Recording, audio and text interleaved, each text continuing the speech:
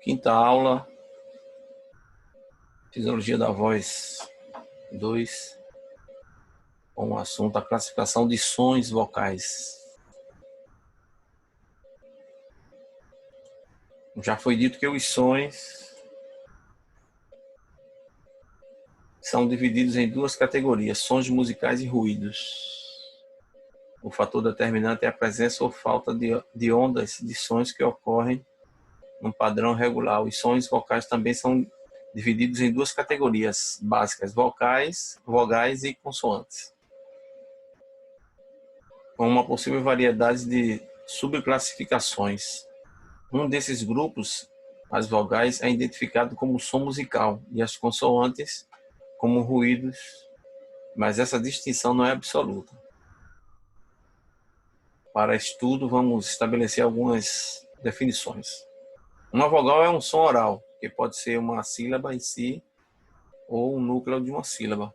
Ela também é um som vocálico oral, cuja articulação é caracterizada pela falta de alguma obstrução, que cause fricção na passagem vocal permitida. Passagem livre da expiração do ar.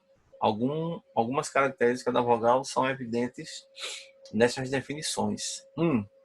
É um som oral sem restrições. 2. É capaz de ser prolongada. 3. Normalmente é vocalizada como som de fonação, mas pode também ser suspirada. 4. É o material básico do tom vocal. A vogal sustenta o som. Tem forma definida, pois é formada pelos articuladores. Alguns sons de fala têm duas ou mais vogais em sucessão. O ditongo é um complexo de sons de vogais, começando com um som facilmente reconhecido e terminado com outro. Ele funciona como se fosse uma só vogal na sílaba. Há dois tipos, crescente e decrescente. Uma consoante é um som oral usado marginalmente com uma vogal ou ditongo para formar uma sílaba. Uma consoante é como um membro da sílaba, um som subordinado a outro que é mais sonoro. Como membro da articulação, um som causado pela obstrução da corrente do ar.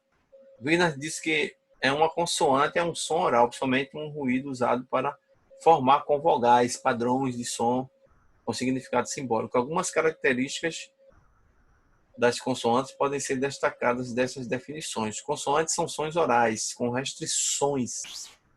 Por causa das restrições presentes, contêm elementos de ruídos. São subordinadas em sonância às vogais. Elas ocupam o centro das sílabas, mas definem-se às margens.